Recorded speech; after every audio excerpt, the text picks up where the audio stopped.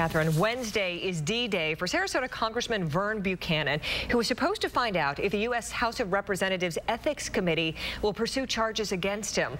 Although the wealthy Republican dodged a bullet on charges he violated federal election laws, 10 News investigator Mike Deason explains, regardless of what the Ethics Committee decides, Buchanan faces other severe legal problems. We're talking about thousands of fraudulent transactions. Look, thousands. Consumer advocate Dwayne Overholt says those fraudulent transactions took place at car dealerships owned by U.S. Congressman Vern Buchanan of Sarasota. How many people will conceive that a U.S. congressman who took an oath to protect the consumer, his voters, would break the law? Well, he has, according to the whistleblowers, and according to the documents they supplied, he has.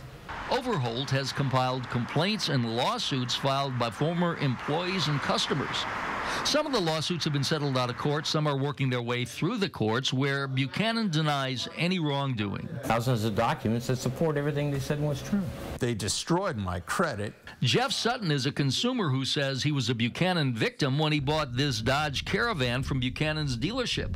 The loan he was promised wouldn't fly with the bank, so the dealership forged his signature on a different loan with a higher rate. I mean, you're very angry. You feel like you've been violated. But whistleblowers say forging documents was no big deal at the congressman's dealerships. Managers, partners, and financial employees have testified in depositions and alleged in various lawsuits that Buchanan's dealerships not only forged signatures, but falsified information on credit applications, falsely reported cars sold to the manufacturer in order to get rebates for cars that were still on the lot, and solicited illegal campaign contributions. If there was wrongdoing, he was the captain of the ship. He has to own up to that responsibility of what his businesses were doing, even if it was behind his back. But it was right in front of his face. In fact, it was not only in front of his face, it was at his direction, control, and command. And then there are the tax evasion issues. Buchanan's chief financial officer, Sal Rosa, who is working with the IRS, has testified in depositions Buchanan is guilty of an evasion of U.S. income tax and a conspiracy to evade U.S. income tax. Contact Sally in my office, okay? Okay, but you're the one that is. I've got to get to another meeting. Right. Okay. Well, like I say, we can walk with you as we talk. And while Buchanan didn't want to talk with us, he may not have that luxury with others.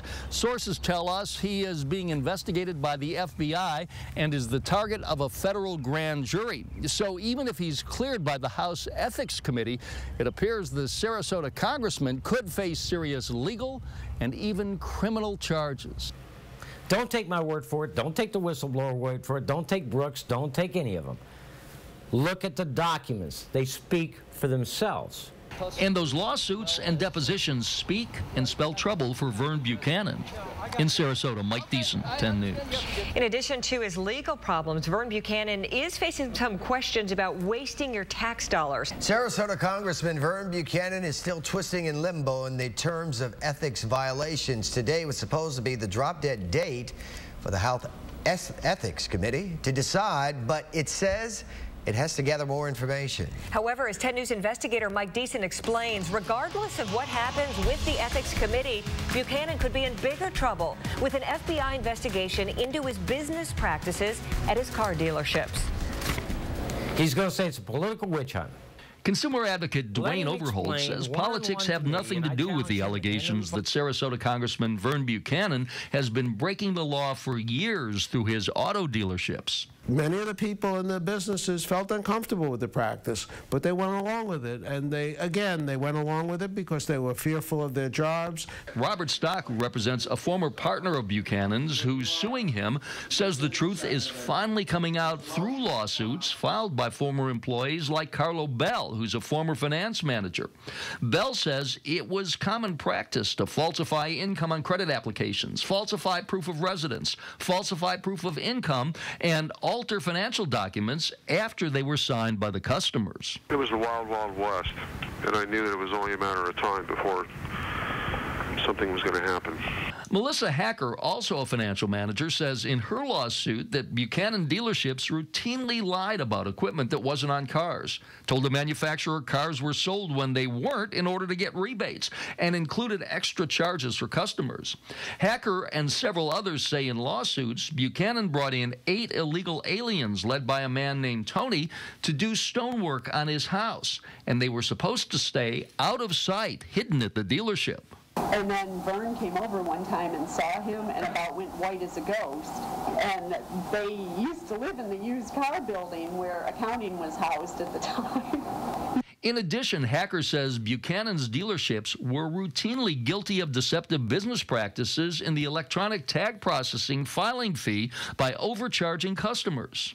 We're doing I got to get to another meeting. So okay, well, we can walk and talk. I'm doing a story While about Buchanan didn't want to talk about the allegations, Hacker says in her lawsuit that he attended every monthly management meeting and knew what was going on in the stores. In addition, his attorney, Robert Ornstein, warned the dealership as far back as 2003 that it was illegally getting overpayment of tags and title fees from customers, and he said it would be beneficial to stop the practice immediately. According to the witnesses and according to the documents we have, even though Ornstein told them they have to stop doing it, they never did.